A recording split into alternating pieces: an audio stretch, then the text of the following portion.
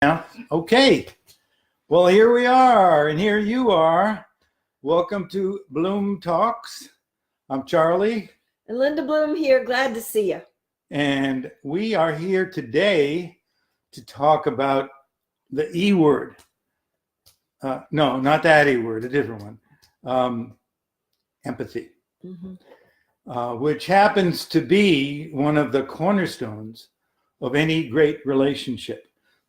And we're not limiting this to primary partnerships or romantic relationships, although certainly in a committed partnership, that's an essential quality. But the ability to experience what another person is feeling is one of the hallmarks of empathy. It's the capacity to be able to really connect to somebody in a way that they feel you're with them. And the thing that most of us, if not all of us, really want in a relationship is to feel that someone is there with me and for me. And when there's an empathic connection between people, that feeling is there. And when the feeling is there, there's a sense of connection. There's a diminishing of anxiety. There's a feeling of support, all the things that make us feel secure in a relationship. And a lot of people don't realize that empathy isn't just something that some people are born with or not. Empathy can be cultivated. There are certain practices and certain ways of being, certain behaviors, certain attitudes that will promote the development of empathy. So today we're going to be talking about what some of those things are. So if you desire to become a more empathic person, you want to pay attention to this. Mm-hmm. So when we go to the dictionary and look up the definition, in the dictionary, empathy is defined as the psychological identification with others' feelings, beliefs, attitudes, and behaviors. So it may sound a little like psychobabble, psychological identification. It just really means, in layman's terms, stretching into the other person's world, to see things through their eyes, to understand their experience, to understand why they would feel the way they do, to understand why they would behave the way they do, to understand why they have the attitudes that they have. And it's so essential for a good working partnership to stretch into our partner's world and to understand what in their background, in their life experience, has formed them such that they have these beliefs, attitudes, and feelings, preferences, desires, and needs. And like Charlie said, some people are just naturally more empathic, and some of us have to really reach for it, commit ourselves to it. And you may have heard from some people in your life that they see you as having good empathy, that they feel gotten by you, they feel understood by you. You also may have gotten feedback from some of the people in your world that they notice that you're lacking in empathy. And if that is feedback that's coming to you, it really is important for you to take that in, not to feel hurt and insulted and misunderstood, that they may be bringing you a gift if they say, you know, I see you as capable of cultivating empathy, and it would really do our relationship a lot of good if you did commit yourself to cultivating it. And then you can start thinking in terms of what are the ways in which I can grow empathy. And there's a whole lot in it for us all when we do that.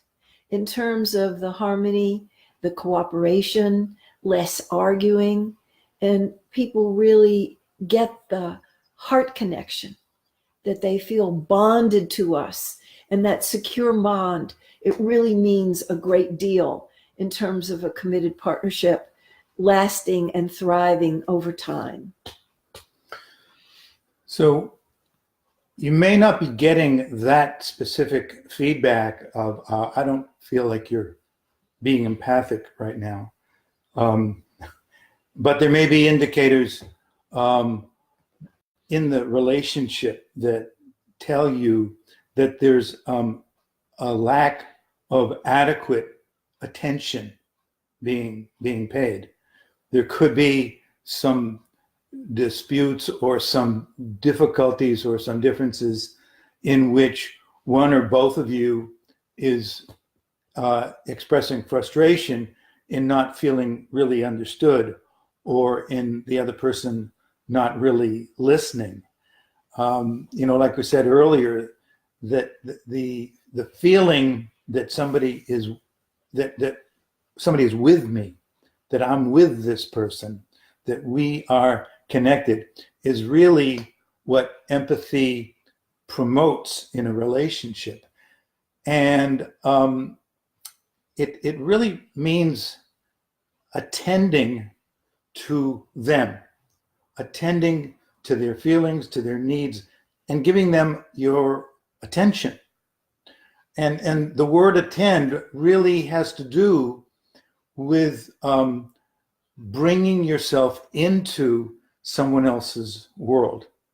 And what that means is that, at least temporarily, we have to be willing to redirect the focus of our attention from our own desires and needs and preferences to them, to really bringing that. And when we do that, when we make the decision to attend to them and to their experience, it causes a certain shift in the feelings in the relationship. Mm-hmm. At that point, even though I'm not necessarily doing or saying anything differently to Linda, when I make the internal choice to attend to her, to really pay attention to what she's saying, to listen not only to her words, but to try to understand what her feelings are, she's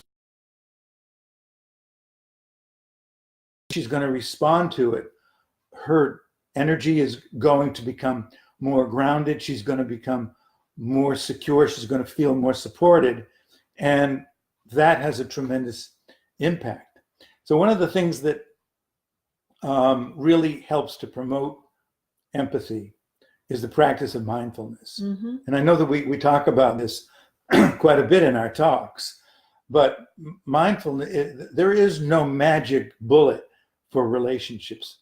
But mindfulness probably comes about as close as you can get to something that can really be transformative in its power to affect the quality of a relationship. And what we mean by that is, again, mindfulness is just paying attention. Mm-hmm. It's paying attention to what's going on. It's paying attention to my own experience. It's paying attention to the sensory input that's coming into my life, the words, the sounds, the messages, the what's affecting my senses. So when we can be mindful about that, then that in itself is an incredibly powerful aspect of cultivating empathy. So when couples are in difficulty, when a relationship breaks up, or when they stay together, but it's characterized by a lot of distance or tension or arguing, one of the things that is usually a culprit in that disharmony is the lack of empathy. And if you notice signs in your current relationship or relationships where there is a drifting away, avoiding of bringing up certain subjects, maybe there are a lot of subjects that are no-fly zones. If you find that there's a high level of tension and not enough safety, if you find yourself arguing with the other person, by committing yourself to becoming a more empathic person yourself could make a huge difference. That will require that we really show up, that we're fully present to our own experience and tuning into the other person's, that we pay attention to what's going on with us, mindfulness, non-judgmental awareness with ourselves and the other person. And we speak the truth, starting with ourselves and then to the other person about what we discover as we're paying attention, and making the commitment to stay as open as possible. That requires getting out of right and wrong and good and bad thinking, and presencing curiosity and wonder about our own experience, about our own reactivity, about the other person's experience and why they may be being reactive, what may be leading them to believe that their needs are not going to be met or that they're not completely safe with us. And all of this openness and paying attention is part and parcel of becoming a more empathic person. It is the way in which, without really trying that hard, really happy couples are thriving, enjoying this. Some of us just don't naturally flow into this, and we have to reach for it. We have to be very deliberate about choosing to take the challenges in our relationship on as an opportunity to become more empathic. And the payoffs are tremendous in terms of the feeling of safety, the feeling of cooperation, and not necessarily agreement about the way we see things, but at least understanding about the way each of us sees things differently. And one of the ways to make a bigger space for the differences to float is to say different strokes for different folks, rather than trying to convince them to see it our way and believing that it's going to be somehow problematic or difficult or could even break us up if we have differing points of view. So if you're on this path of being interested in becoming more empathic, then one of the most important questions, perhaps the first question, has to do with your motivation. Like, do you want to become a more deeply feeling, more connected person? Is that something that is important to you? It isn't to everybody. And it's important to be honest with yourself and to check out, well, what is my motivation? What is my intention in this? What is the hope that I have the desire to fulfill in taking this on? Because it is a series of practices that it's going to require, and it takes place over time. It's not going to happen overnight. And it's going to mean coming to terms with other practices that you might have put in place that are more defensive in nature, that you might be challenged to stop indulging it or to stop supporting. So the whole question of motivation, am I motivated? Why is it that I'm motivated? What is it that I'm hoping to experience from this? Why should I bother doing this? If you don't have a really clear answer to that question, your motivation may not be strong enough to get you to the next level.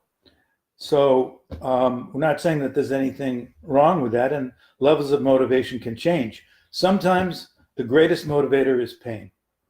And the pain from a lack of true meaningful connection will show up in your relationship. I guarantee it, in some form. There's a lot of symptoms. You know, there could be a feeling of dissatisfaction that's kind of vague and uneasy. There could be resentment that is being felt on one or both sides that isn't being dealt with. There could be boredom. There could be irritation. There could be a desire to act out in some ways that are not beneficial to the relationship. So sometimes pain can be a great motivator, particularly if you connect the dots and you see, well, part of what's missing here is we don't have the same connection that we used to have. And maybe I have something to do with that. What a concept, huh? It's a popular misconception that when people's relationships break up, there's some big cataclysmic, catastrophic thing that happens. And it's not that way. The research is very clear that there's been a deterioration over many months and years, and it's the little things. and they finally mount up to enough that people say, I don't want to do this anymore. We call those incompletions. Yeah. Undealt with issues. Not feeling heard, not feeling seen, not feeling respected, not feeling understood. And when there are little micro moments of these on a daily basis, they add up.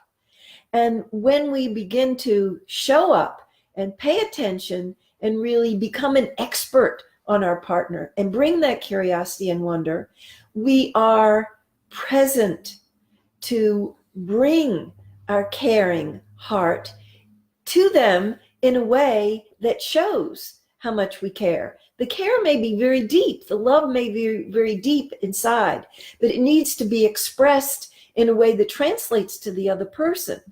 So when we tune into them, we tune into their facial expressions, we tune into their body language, we tune into their tone of voice, we tune into their being preoccupied. Maybe there's something bothering them about work, or it could be anything. And then we link to them.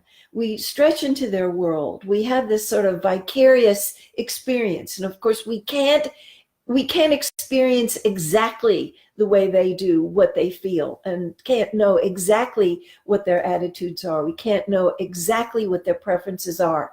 But if it is our intention to know them deeply, we can approximate it enough so that they feel on the level of our intention that we really do want to know them without the judgmental part.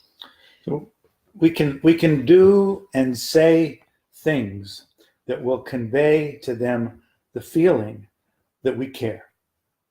And sometimes in our efforts to provide others with what we think they want or need, we're doing the opposite. For instance, in our desire to relieve our partner of some distress that they might be experiencing, we might be providing a lot of advice, offering some really well-meant advice about decisions that they should make, behaviors that they should engage in, actions that they should take that will really help. And, we might be right. It could be that if they do the things that we're suggesting, things could change for the better. But that may not be what they need in that moment. Mm-hmm. They may not be sharing their concerns or their complaints because they want advice from you. Sometimes they may, sometimes they may not. Most of the time, what I assume when Linda is expressing something to me that's a difficulty that she might be dealing with, what I assume is, I don't know.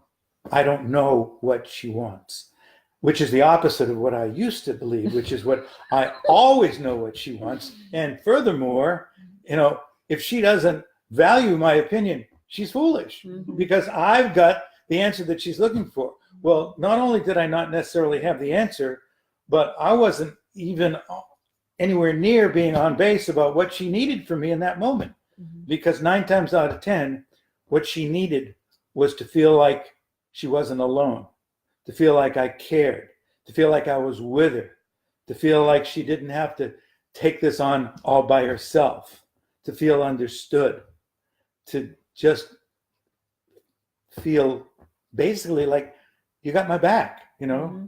And so when I made that transition, which by the way didn't take place just because I connected those dots. It took place over time, right? Because I had these patterns. We had these patterns established in the relationship that had been reinforced over the years for me to give advice, and she would do the same thing with me too, mm-hmm. sometimes. And assuming that, the only reason that anybody would ever be telling me anything about their problems is because they wanted me to solve it, mm-hmm. And after all, that's my job in life anyway. Mm-hmm. So, she's lucky enough because she gets my advice for free. Other people got to pay for it, and she's not even grateful for that. But, eventually I got over that. Mm-hmm. But to stop making the assumption that I know what's best, I know what this person needs. It'd make your job a lot easier if you just go to the question, is there any way that I can be helpful to you right now? I don't have to use those words, but basically the message you want to give is, I'm here for you. I want to support you in the way that's going to best work for you right now. What is it that you need from me right now? How can I help you? And here is another example of the way we move away from empathy rather than towards empathy, where we may be well-meaning, like the giving the unsolicited advice, is we sometimes bring up some unpleasantness in a way that puts the person on defensive. Do you know, we may be needing to bring something their attention that's not working for us, but instead of speaking about their behavior that may not be working, we may speak about their character. And the only way we should be speaking about their character is if we're applauding some wonderful trait that they have in their character, but not to put them down, because that tends to make people feel defensive, combative, want to withdraw, want to protect themselves. And so we need to be careful to think before we speak, particularly if we're upset, to take the time to calm ourselves down so we can think of a way to speak our truth that isn't going to be off-putting and add to the feeling of alert and danger on the other person's part, rather than drawing them closer to us where they will feel safe with us and more trusting with us. And one of the ways that you can do that is to not make them wrong if your partner does jump in with some well-intended advice. Not criticize them or judge them for doing that, but just, say something along the lines of reassuring them, I know you really want to help me here, and here's how you can best do that. I don't really need right now that input. I might need it later, but right now I just want to feel like you're with me in this, like you understand what I'm experiencing. That would be really helpful to me. So that doesn't make them wrong, but it does kind of give them some information that can be help them to adjust their feedback to you. Here's another example of what creates a safe context for people to open up so that we can feel what we're feeling and we can invite them to feel what they're feeling, is to make a commitment to welcome full range of feelings, that there aren't any feelings that are bad and wrong. They come uninvited, but that we bring willingness to speak truth about our own and to welcome those of other. That if we feel guilty or ashamed about something, it's welcome to speak about it. If we're afraid, if we feel needy, if we feel insecure, if we feel joyful, if we're ecstatic, if we're just in celebratory mode, that all the fear, even the anger and the resentment, that's just information about how we are experiencing our life, and that we want our partner to feel safe to bring that emotional honesty to us, even though it's going to be upsetting and disconcerting sometimes, that we want to understand and accept them. We want to evolve into being a more tolerant, accepting, and loving human being, because we're fully aware that to have a really happy life full of well-being, our relationships have to thrive. And this is one of the ways that our relationships is going to be really well positioned to thrive, is if we're both committed to developing empathy and living with that high standard. So I mentioned a little bit earlier that the nature and the strength of your motivation to become more empathic is a really important quality in the process. And I mentioned also that sometimes pain can be a great motivator. Well, what can also be a great motivator is a vision of what could be possible for us and for me personally if we were to be able to create the kind of environment in which empathy thrives. If we were able to be together in a way that we both felt unconditionally supported and loved by our partner. I can't say 100% of the time because there are going to be those moments, but for the most part, that's the foundation of the relationship, that feeling. So to really see if you can envision not only what could be different in terms of the quality of your relationship, if you could bring the level of connection that we're talking about empathy providing, but see if you can actually get a feel for what that would feel like in your body if you were to experience that condition in the relationship. Just get a sense of how much at peace you'd feel, how much more open-hearted you would feel, how much easier life would be if you never doubted that you were with somebody supportive of you, that you were trusted at that level and you trusted them at that level. Because that vision can certainly inspire the kind of intention and commitment that it requires to become a more deeply feeling empathic person. So to promote that kind of a vision that gives rise to the motivation to reach for it and to actualize that vision, it's helpful to remember that there is an inborn drive for mastery in each of us. And that if we hold that to be true and real, then everything that comes up in the relationship is an opportunity for growth towards that mastery and manifesting that vision of the best that our relationship can possibly evolve to, as well as the individual evolutions of the two people who are in that partnership to evolve into their best self.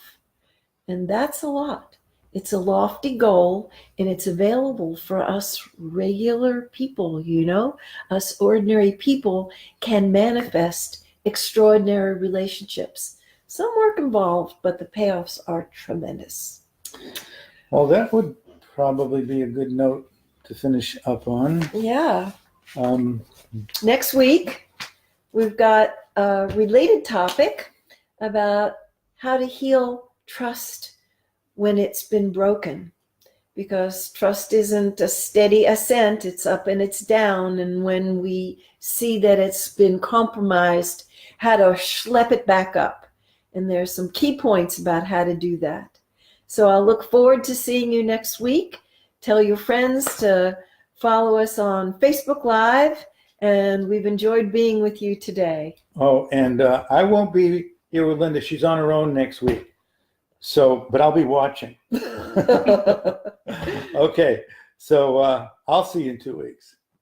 So long.